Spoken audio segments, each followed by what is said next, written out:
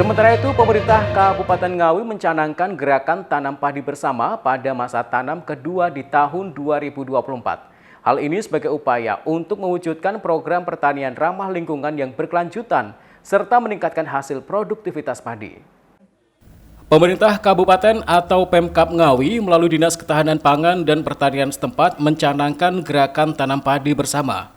Kegiatan ini secara simbolis dimulai oleh Bupati Ngawi, Oni Anwar Harsono bersama dengan Forkopimda setempat di Desa Klitik, Kecamatan Kendeng, Kabupaten Ngawi.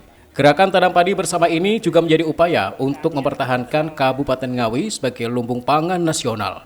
Bupati Ngawi, Oni Anwar Harsono menjelaskan pada masa tanam 1 kurang lebih terdapat sekitar 51.000 hektar lebih dengan produktivitas mencapai 350.000 ton.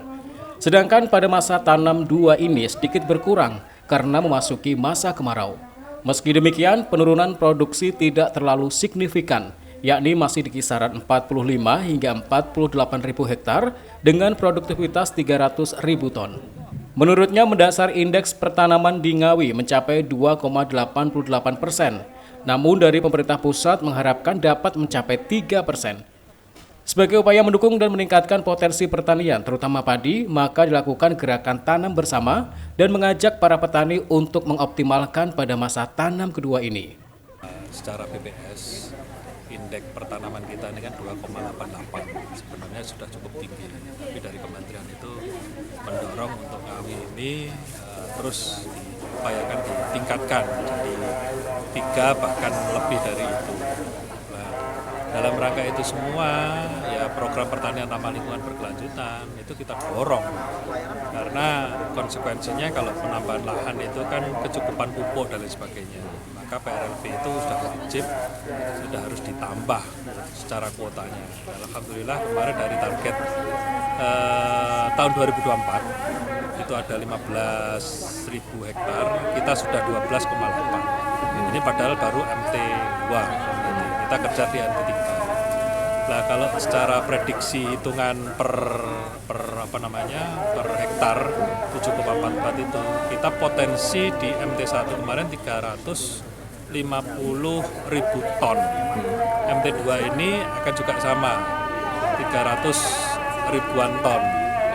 MT3-nya baru agak turun nanti di 288-an. Nah, kalau itu bisa terwujud ya, kita akan kembali di posisi 900-an ribu hektar per tahun. Kita akan ngejar meskipun kemarin secara produksi ya, secara kebutuhan produktivitas, secara produksi kita nomor 3. Ya. Kalau ini bisa berkomitmen, kita tidak hanya produktivitas tertinggi, tapi juga produksi. Sementara itu, Kepala Dinas Ketahanan Pangan dan Pertanian atau DKPP Kabupaten Ngawi, Supardi menambahkan, selama ini hasil pertanian Ngawi cukup baik, bahkan menjadi salah satu lumbung pangan nasional.